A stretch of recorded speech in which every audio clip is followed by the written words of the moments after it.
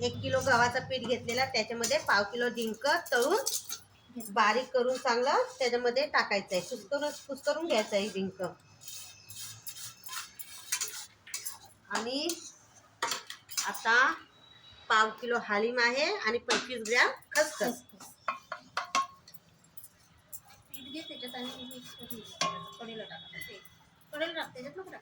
काय हो. बाजूला बाजूला टाकत जा म्हणजे दिसेल. हां. आणि 1 किलो खारीक. आणि खारीक कशी केली आम्ही बारीक बघा, जास्त तिचा चुरा नाही केला आहे ना. दाताखाली यायला पाहिजे ना गोडवा. पल्स मोडवर तिला फिरवायचं म्हणजे ती मस्त जाडी भरडी दाताखाली लागते. 1 किलो खारीकचा चुरा आहे. त्यातला अर्धा शीतलच्या नवऱ्याच्या पोटात गेला. काय दिलं कुणाला? नाही दिलं कुणाला. लपून लपून दिलंय. लपून लपून ठेवलीस काय.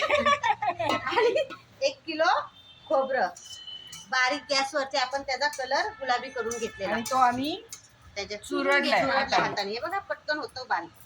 असं चुरडून आता ते टाकून घ्यायचंय. सगळं सुपर हेल्दी टेस्टी फूड जाते त्याच्यात. अजिबात कडू लागत नाहीत. ते कसे लागतील कडू.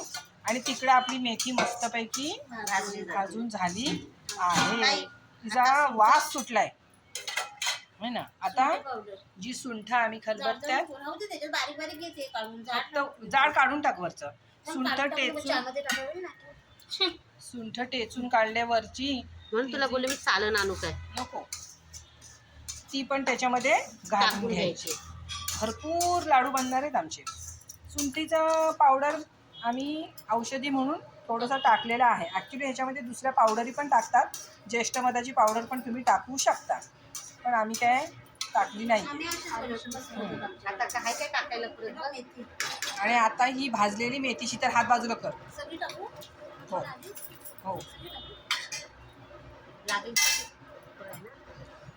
ए तू कढई धर, तिला पलेता दे.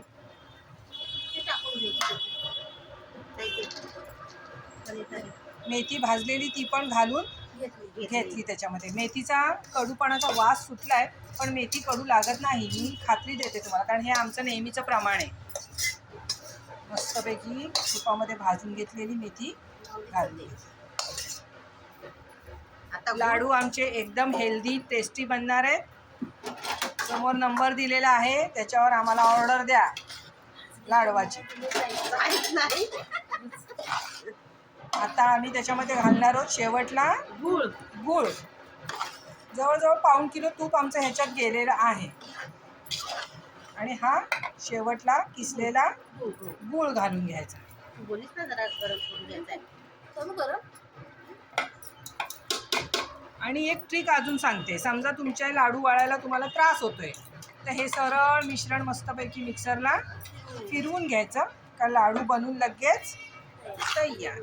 शीतल चांगली मिक्स करून घेते. आता ही खरी गंमत आहे इथे. याला तुम्हाला माणसं लागतात. एकट्या माणसाचं काम नाही हे. जरा पलेता वापर. का हातावर करतेस, जास्त गरम आहे ते.